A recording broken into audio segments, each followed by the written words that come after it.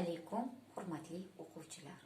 Bugun siz bilan o'tadigan mavzumiz so'z turkumlari, jumladan ot turkumi haqida. Bilasiz, o'zbek tilida asosiy 3 ta so'z turkumi bor.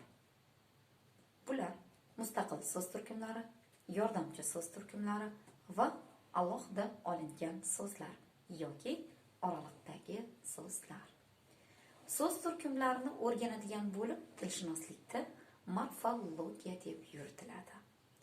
Arab tilshinosligi ta'sirida esa ma'lum bir muddat o'zbek tilida ham morfologiya bo'limi sarf nomi bilan yuritilgan.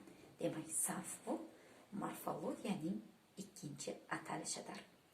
Demak, morfologiya morfi shakl, logiya ta'limot degan ma'noni bildiradi. Morfologiyada so'z turkumlari bilan birgalikda so'zlarning tuzilishi, ya'ni o'zak, negiz, qo'shimcha va ularning turlari ham o'rganiladi. Endi so'z turkumlariga qaytsak, qaysi xususiyatidan kelib chiqib biz turkumlarga ajratamiz? Birinchidan, mustaqil so'z turkumi o'zbek tilida 6 ta: ot, sifat, son, olmosh, ravish va fe'l. Bu turkumlarga nega mustaqil so'z turkumlari deb ataymiz? Sababi biz bu so'z turkumlariga birinchidan biror bir so'roq bera olamiz va xuddi mana shu so'z turkumlar albatta atash ma'nosiga ega, ya'ni ular leksik ma'noga ega va gapda biror bir bo'lak vazifasini ham bajara oladi.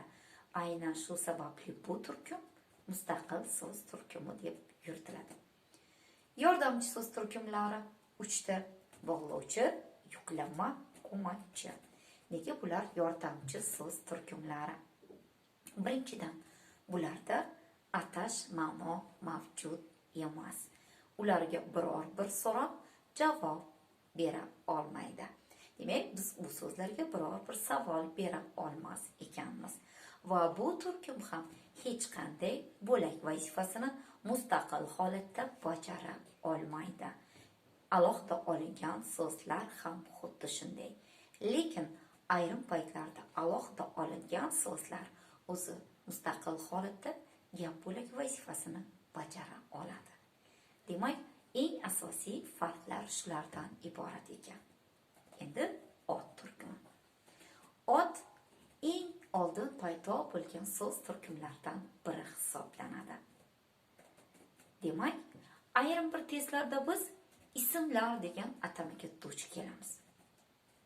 Ayrim bir o'quvchilarimiz keltirilgan gapda nechta ism keltirilgan yoki keltirilgan gapda ismlar tarkibida nechta so'z yasovchi qo'shimcha bor, ko'rinishdagi savollar tushgan paytda negadir ism degan paytda asosan insonlarga atab qo'yilgan nomlarni izlab ketadi va o'z-o'zidan juda katta xatolikka yo'l qo'yadi. O'zbek tilida ismlar deb atalishiga sabab, agar qaysi so'z turkumi egalik, kelishik qo'shimchalarni to'g'ridan to'g'ri qabul qila olsa, biz bunday turkumlarni ismlar nomi bilan ataymiz. Demak, o'zbek tilida ismlar degan paytda qaysi turkumlarni, qaysi shakllarni tushunishimiz kerak. O'zbek tilida ismlar 7 ta. Bular: ot, sifat, son, olmosh, harakat nomi, sifatdosh va taqlid so'zlar. Demak, ushbu so'zlar ismlar hisoblanadi. Boya aytganimdek, bu so'zlarni biz bemalol turlashimiz mumkin. Demak, abituriyent test yechayotgan paytda ismlar degan paytda faqatgina ot, ya'ni shaxs nomlarini emas, hozirgi 7 ta turkum va shaklni tanlashi kerak ekan. Endi otning asosiy belgi xususiyatlariga qaytamiz. Ot o'ziga xos morfologik va sintaktik belgilarga ega. Otning morfologik belgilari nimalar? Birinchidan, otlar ma'no jihatdan bir nechta turlarga bo'linadi. Ikkinchidan, otlarda ham birlik va ko'plik son shakllari mavjud. Uchinchidan, egalik, kelishik, bog'lama yoki biz bog'lamani kesimlik shakllari deb ham atashimiz mumkin. Va otlarda ham lug'aviy shakllar bor. Bular erkalash, kichraytirish shakllari va niki qarashlilikni bildiruvchi vosita hisoblanadi. Va otlarning ham tuzilishiga ko'ra to'rtta turi bor. Ya'ni so'zlarni ham umuman olganda tuzilishiga ko'ra to'rtta turga bo'lamiz. Bular sodda so'zlar, ya'ni sodda ot, qo'shma ot, juft ot va takroriy otlar. Demak, bitta o'zakdan iborat bo'lib, tub yoki yasama bo'lsa ham biz bunday otlarni o'z-o'zidan sodda otlar deymiz. Agar ikki va undan ortiq o'zakdan iborat bo'lsa, bunday otlarni qo'shma otlar deymiz. Otning aynan takrori esa takror otlarni yuzaga keltirar ekan. Juft otlar esa bir-biriga yaqin bo'lgan yoki bir-biriga uyadosh bo'lgan so'zlarning ketma-ket kelishi hisoblanadi. Endi hozir biz aynan otning qaysi xususiyatlariga to'xtalamiz. Otlarda egalik va kelishik qo'shimchalarini biz keyingi darsimizda batafsil tahlil qilib o'tamiz. Sababi bu ikkita mavzu o'ziga xos juda ko'plagan nazariy ilmlarni o'z ichiga oladi. Ularda hatto o'zaro bir-biriga nisbatan sinonimlik va amonimlik kabi holatlar ham kuzatiladi. Birlik va ko'plikdagi otlar. Biz albatta bular haqida tushunchaga egamiz. Bu ma'lumotni siz boshlang'ich sinflarda ham, yuqoriroq sinfga o'tganingizda, maktab darsliklarida ham o'tgansiz. Demak, birlikdagi ot misol uchun kitob, ko'plikdagi ot esa kitoblar hisoblanadi. Yoki ayrim bir jamlovchi otlar mavjud. Jamlovchi otlar ko'rinishi, ya'ni morfologik belgisi jihatidan birlikda turgani bilan ular ko'plikni anglatadi. Bular misol uchun to'da, xalq yoki donalab sanab bo'lmaydigan otlar. Misol uchun yog', suv, shakar, qum va boshqalar. Bularga agar biz lar ko'plik qo'shimchasini qo'shadigan bo'lsak, unda o'z-o'zidan uslubiy ma'no yuzaga keladi. Ya'ni uslubiy ma'no bu o'sha so'zga qo'shimcha ma'no yuklatiladi. Misol uchun, uning turi, xili, navi tushunilishi mumkin. Misol uchun, do'konga suvlar keltirildi. Bu yerda suvlar deganda qanchadir miqdordagi suvlar emas, aynan suvlarning turlari nazarda tutilgan. Yoki yog'lar keltirildi, unlar keltirildi.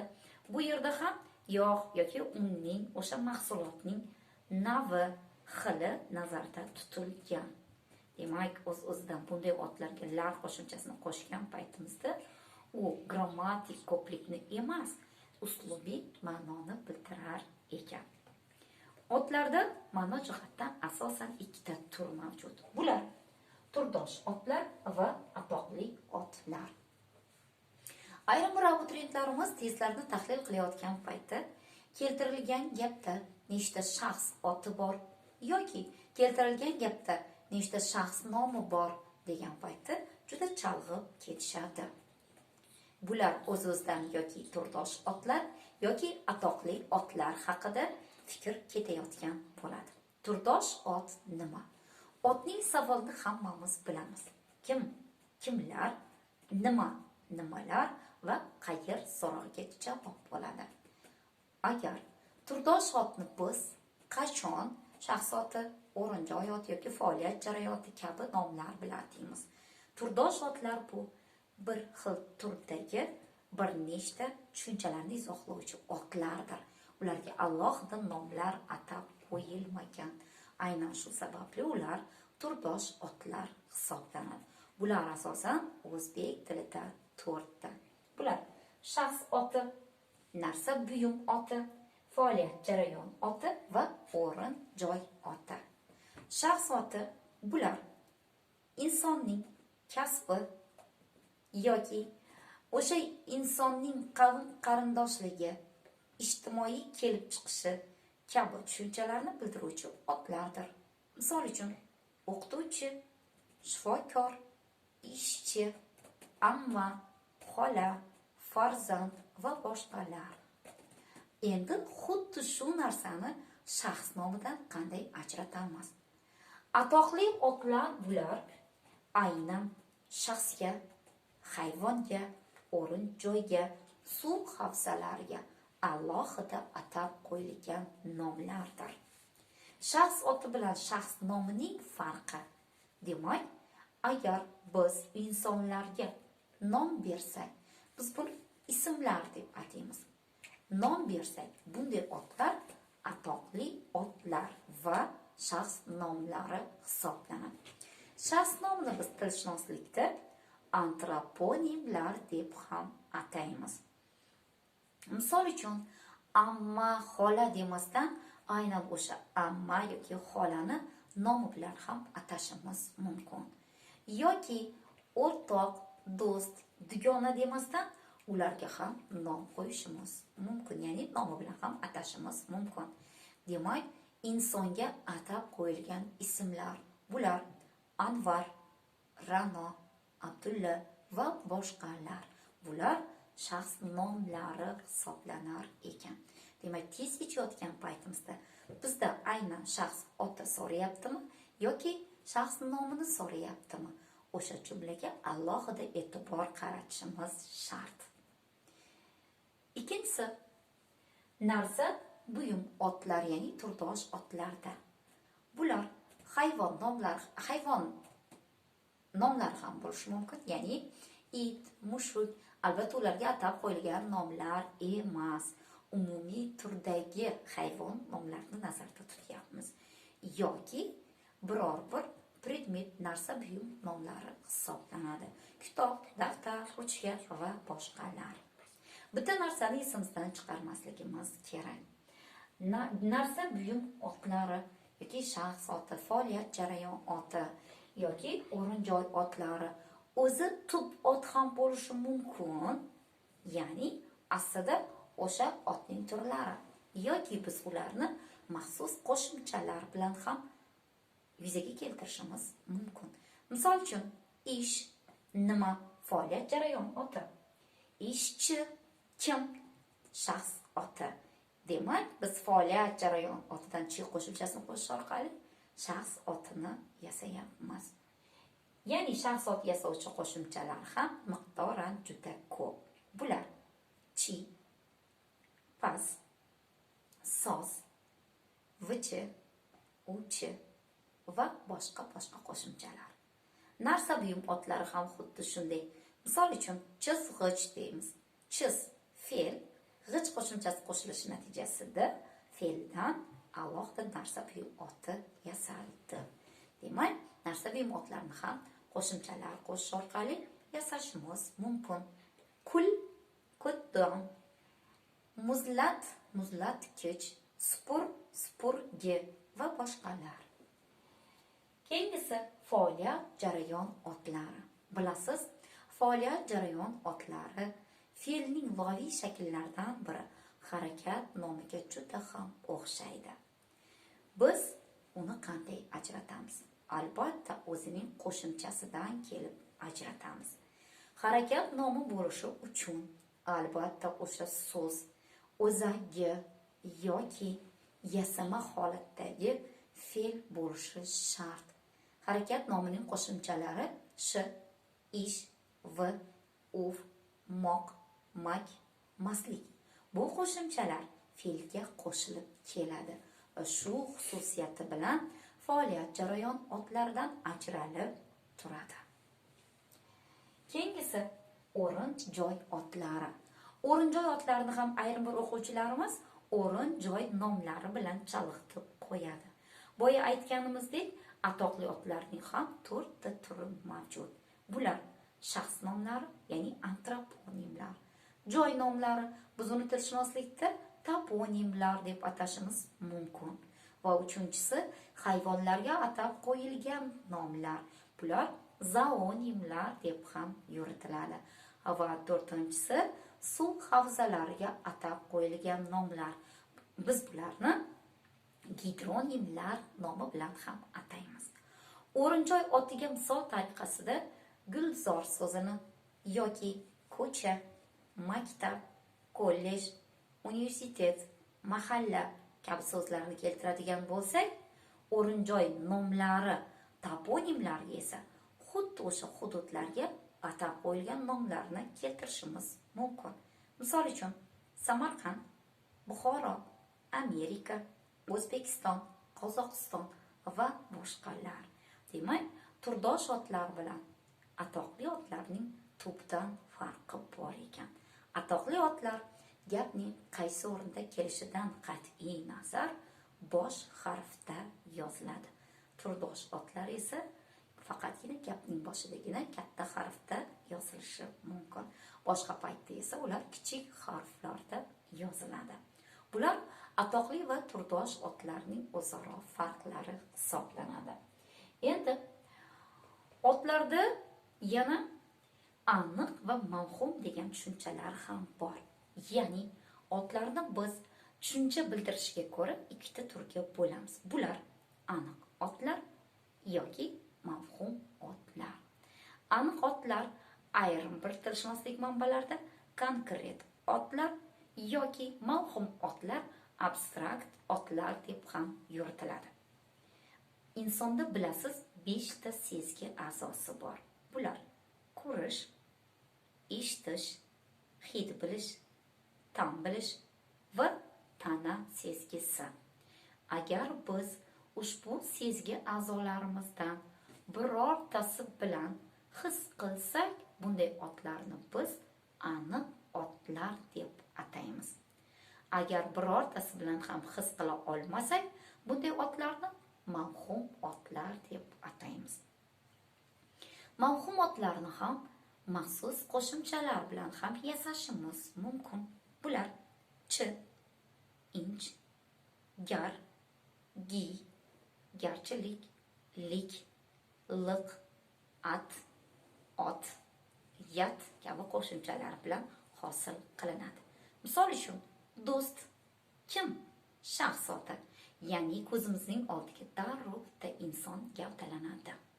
Va biz o'sha insonni qo'limiz bilan ham ushlab ko'rishimiz mumkin. Demak, bu aniq ot.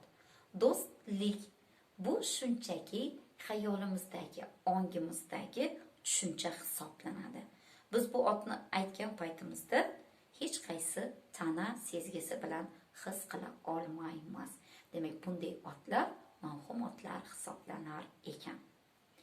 Endi xalqimizda ayrim bir urf-odatlar yoki bayramlarda ham ishlatiladigan yoki ayrim bir irim-sirimlar bilan aloqador bo'lgan tushunchalar ham mavjud. Bular ham mavhum otlar hisoblanadi. Misol uchun, qorbobo, qorqiz, dev, farishta, yalmog'iz va boshqalar.